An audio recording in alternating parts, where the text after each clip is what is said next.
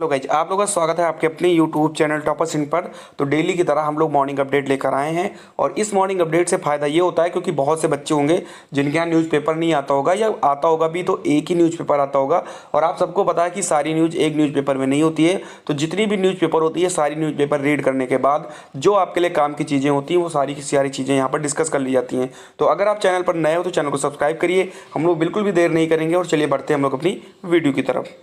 चलिए गाइस, तो video start करने से पहले हम आपको बता दें कि अगर आपने उत्तर प्रदेश अधीनस्थ सेवा चयन आयोग का अगर आपने फॉर्म डाला है तो चक्षु प्रकाशन की बहुत ही बेहतरीन बुक जो है एक्सपर्ट के द्वारा तैयार की गई है। पूरा सिलेबस के अकॉर्डिंग ये बुक है, बहुत ही अच्छी बुक है। इसमें अगर हम बात करें पूरा सिलेबस के अकॉर्डिंग है।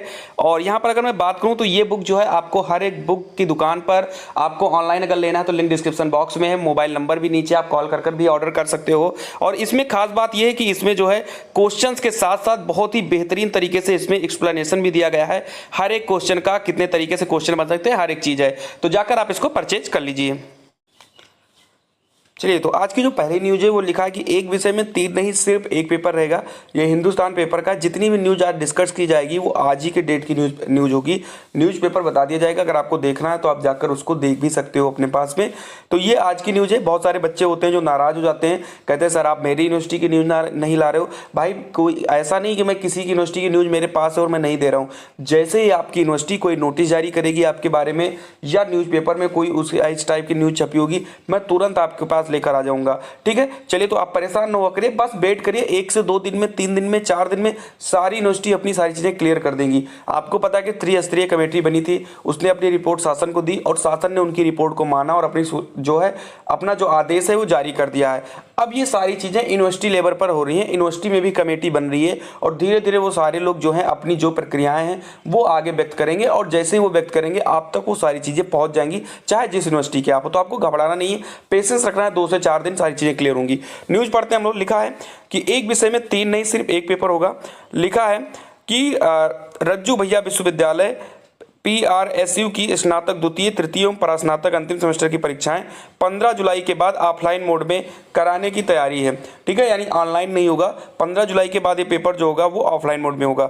शुक्रवार को कुलपति अखिलेश कुमार सिंह की अध्यक्षता में परीक्षा समिति की बैठक हुई। बैठक में परीक्षा को लेकर कई पहलुओं पर विस्तार से चर्चा हुआ। सिंह ने बताया कि स्नातक में एक विषय में 3 प्रश्न पत्र के बजाय पेपर की परीक्षा कराने पर सहमत बनी। इसके साथ ही परीक्षा की समयावधि भी 3 घंटे से घटाकर 1.5 घंटे करने पर चर्चा हुई है, ताकि कोरोना काल में छात्र छात्रों को परीक्षा देने के लिए कम से कम दिन और समय परिसर में आना पड़े।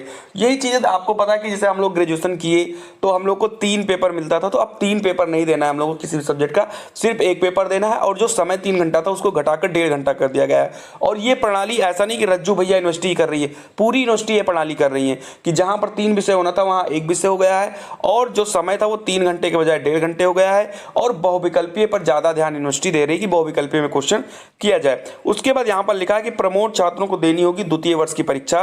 ठीक है, जहां पर 2 साल की जो 2 साल का कोर्स था वहां पर फर्स्ट ईयर को प्रमोट कर दिया गया और वहां पर सेकंड ईयर का पेपर होना है। तो लिखा है कि कुलपति सिंह ने बताया कि शासनादेश के अनुसार शैक्षिक सत्र 2019-20 में प्रथम वर्ष से प्रोन्नत हुए छात्रों को द्वितीय वर्ष की परीक्षा देनी होगी। यानी जुलाई में होने वाली परीक्षा में स्नातक द्वितीय एवं तृतीय वर्ष के छात्रों को जहां ऑफलाइन मोड में परीक्षा देनी होगी, वहीं परास्नातक के अंतिम सेमेस्टर के छात्रों को भी परीक्षा देनी होगी।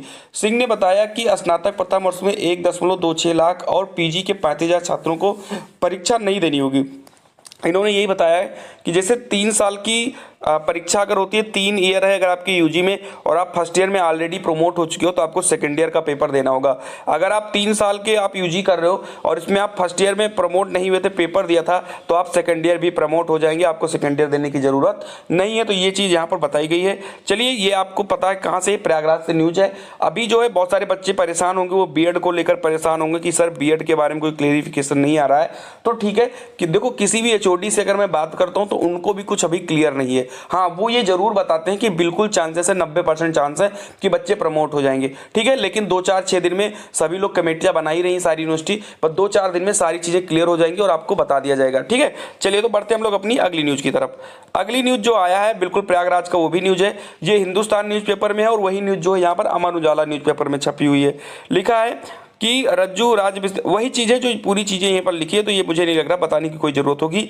यहाँ पर लिखा गया कि राज्य विश्वविद्यालय के 2,71,000 छात्रों को देने होगी परीक्षा, तो वही सेम चीज़ है जो हमने उधर पढ़ी है, तो पढ़ने की कोई ज़रूरत नहीं है। और वही चीज़ जो है वो दैनिक जागरण में भी निकली है, यानी सारी न्यूज़पेपर में आज ये जो है न्यूज़ निकल कर आई है कि 15 जुलाई के बाद परीक्षा कराएगा राज्य विश्वविद्यालय। और ये भी बता दिया कितने छात्र प्रोन्नत होंगे। लिखा है परीक्षा समिति की बैठक में नहीं लग सकी अंतिम मुहर, मंडल में 2,66,000 देंगे परीक्षा और 1,61,000 होंगे प्रोन्नत। तो ये सारी चीज़ें तीनों न्यूज़ एक ही न्यूज़ पेपर में और मैंने समझा दिया, तो अब इसको मुझे नहीं लग रहा है बताने की कोई ज़रूरत होगी। बढ़ते हैं आगे की न्यूज़, और आगे की न्यूज़ जो है काफ़ी ज़्यादा इंपॉर्टेंट है। अगर आप बीएड कर रहे हो, डीएलएड कर रहे हो, रीजन उसका सिर्फ ये बनता है क्योंकि आपको एक बात बिल्कुल पता होना चाहिए कि जो यूपीटीटी का एग्जाम होता है, ठीक है, ये साल में एक बार कंडक्ट होता है, लेकिन कोविड की वजह से 2020 में नहीं हो पाया और 2021 में अभी तक कुछ क्लियर नहीं हो पा रहा है।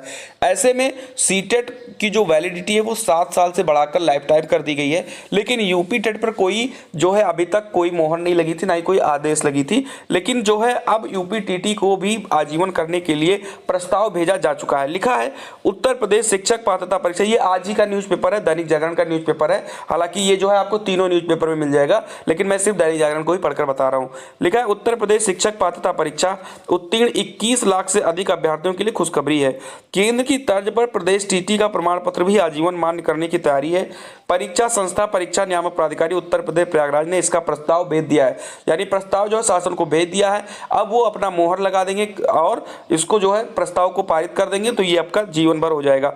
अगले सप्ताह शासन की मंजूरी के बाद नोटिफिकेशन जारी हो सकता है, यानी अगले सप्ताह जो है यूपी टेट का नोटिफिकेशन भी जारी किया जा सकता है।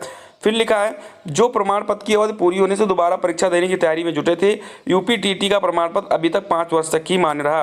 केंद्रीय मंत्री निशंक ने 3 जून को ऐलान किया था कि टीटी 2011 से जारी हो रहे प्रमाण पत्र आजीवन होंगे। उत्तर प्रदेश शासन इस संबंध में अगले सप्ताह आदेश जारी कर सकता है। 2020 के लिए नोटिफिकेशन इसी माह जारी होने के आसार है। तो एक अच्छी खबर है कि इसी जो है जो यूपी टेट का जो नोटिफिकेशन यहाँ बता दिया गया है कि इसी माह जो है वो नोटिफिकेशन आ जाएगा और अगले हफ्ते आने के चांसेस ज़्यादा से ज़्यादा हैं। ठीक है, तो न्यूज़ अगर अच्छी लगे तो प्लीज़ लाइक कर दिया करिए। उसके बाद में अगला जो है वो यूपी बोर्ड से संबंधित है और लिखा गया कि यूपी बोर्ड के छात्रों को नाम की त्रुटि सुधारने का मौका। और ये वाली जो न्यूज़ है ये भी आज के तीनों न्यूज़पेपर में, जो तीनों सबसे बड़े न्यूज़पेपर होते हैं अमर उजाला, हिंदुस्तान और दैनिक जागरण, तीनों में न्यूज़ है कि यूपी बोर्ड के छात्रों को नाम की त्रुटि सुधारने का मौका। यूपी बोर्ड ने हाई स्कूल और इंटरमीडिएट परीक्षा 2021 के लिए पंजीकृत 56 लाख से अधिक छात्र छात्राओं और उनके माता पिता के नाम की वर्तनी त्रुटि सुधारने का मौका स्कूलों को दिया है। सचिव दिव्यकांत शुक्ला की ओर से शुक्रवार को सभी जिला, कहने का मतलब ये है कि इन्होंने ये बताया है कि अगर आपके नाम की स्पेलिंग में कोई गलती है, पापा के नाम में कोई गलती है, मम्मी के नाम में कोई गलती है, या कुछ भी है, या डेट ऑफ बर्थ गलत है, या एड्रेस गलत है, कुछ भी गलत है, तो आपको सुधारने का जो है यहाँ पर मौका दिया गया है। और 14 और 15 जून को जो है इसकी वेबसाइट जो है खुलेगी, आप वहां पर सही करा सकते हैं। सचिव ने सभी जिला विद्यालय निरीक्षकों को जो है ये पत्र भेज दिया। तो ये काफ़ी इंपॉर्टेंट चीज़ है क्योंकि कहीं ना कहीं बहुत सारे बच्चों की गलतियां हो जाती है और वो आगे जाकर जब आप जॉब लेने जाते हो तो बहुत सारी वहाँ पर दिक्कतें होती है।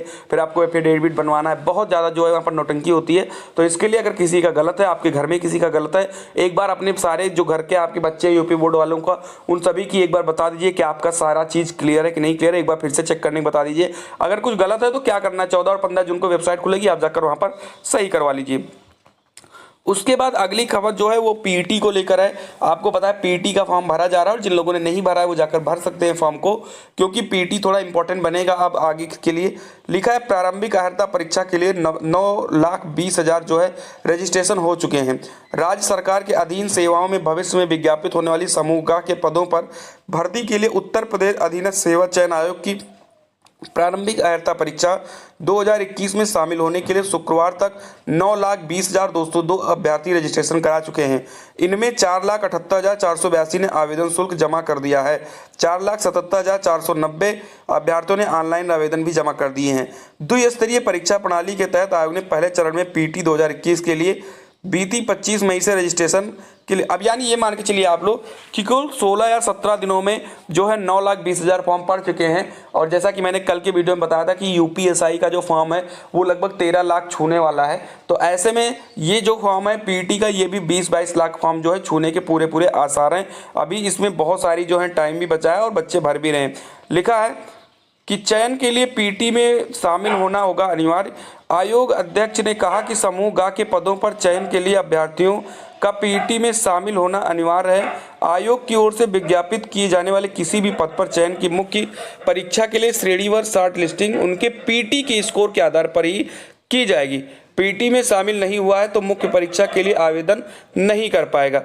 ठीक है, फिर यहाँ पर लिखा कि 3 महीने में 6000 पदों पर भर्तियों के रिजल्ट होंगे घोषित। ये सारी चीजें हैं तो इसीलिए समूह ग की भर्तियों के लिए पीटी अनिवार्य है। तो आप लोग पीटी का फॉर्म अगर नहीं डाले हो तो जल्दी से जाकर पीटी का फॉर्म जरूर डाल दीजिए। चलिए बढ़ते हैं अगली न्यूज़ की तरफ, और अगली न्यूज़ जो है वो इग्नू से संबंधित है। जैसा कि आपको पता है कि डिस्टेंस जो है लर्निंग या दूरस्थ शिक्षा जो है वो इग्नू जो है देती है। इंदिरा गांधी राष्ट्रीय मुक्त विश्वविद्यालय इग्नू ने जुलाई 2021 सत्र की प्रवेश प्रक्रिया शुरू कर दी है।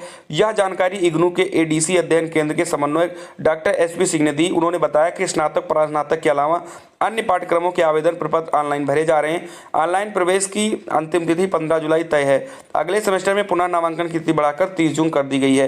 तो ये चीज़ है, अगर आप इग्नू से कुछ करना चाहते हो तो आपके लिए जो है मौका है, आप जाकर आप आवेदन करिए। ऐसी ही न्यूज़ जो है, ये न्यूज़ जो है आपके दैनिक जागरण की थी, और ये न्यूज़ जो है अमर उजाला में भी यही न्यूज़ जस्ट छपी हुई है। उसके बाद में यहाँ पर आपको अगली न्यूज़ मिल जाती है शिक्षक भर्ती को लेकर। देखा है कि प्रदेश के शिक्षक भर्ती की मांग को लेकर ट्विटर पर चलाया अभियान। प्रदेश में नई शिक्षक भर्ती की मांग को लेकर all BTC welfare association Uttar Pradesh की ओर से ट्विटर पर अभियान चलाया गया। बीटीसी प्रशिक्षितों के अभियान को बेरोजगारों के साथ विपक्ष पार्टियां भी ट्विटर पर समर्थन कर रही हैं। मांग करने वालों में विकास सिंह का कहना है कि प्रदेश में खाली पदों के साथ 69,000 शिक्षक भर्ती के अचयनित पद भी शामिल हैं। यानी कि जो मांग कहा गया है वो कहा गया कि ऑलरेडी जो है उत्तर प्रदेश में बहुत सारी वैकेंसियां खाली हैं, और जो 69,000 में जो बच्चे नहीं सेलेक्ट हुए उनकी वैकेंसियों को अगर जोड़ दिया जाए तो काफ़ी ज़्यादा मात्रा में वैकेंसी खाली है। तो उन वैकेंसियों को भरा जाए और हम लोगों को मौका दिया जाए ताकि हम लोग भी एक अच्छी जॉब ले सके और बेरोजगारी कुछ हद तक कम हो सके। चलिए बढ़ते हैं आगे की। तो इतनी न्यूज़ थी और उम्मीद करता हूं कि आपको सारी चीज़ें क्लियर हो गई होंगी। तो अगर क्लियर है तो प्लीज़ जो है चैनल को लाइक करना है, शेयर करना और सब्सक्राइब करना। अगर आपको लग रहा है कि हाँ मुझे यहाँ अच्छी अपडेट मिल जाती है या मेरे काम भर की अपडेट मिल जाती है तो प्लीज़ आप चैनल को सब्सक्राइब कर लीजिए। बाकी कोई भी यूनिवर्सिटी के बच्चे परेशान ना हो, किसी भी यूनिवर्सिटी की अगर कोई न्यूज़ आती है तो आपको इस चैनल पर तुरंत भेज दिया जाएगा। तो मिलते हैं हम लोग अपनी अगली वीडियो में, तब तक के लिए खुश रहिए, मस्त रहिए। जय हिंद, जय भारत।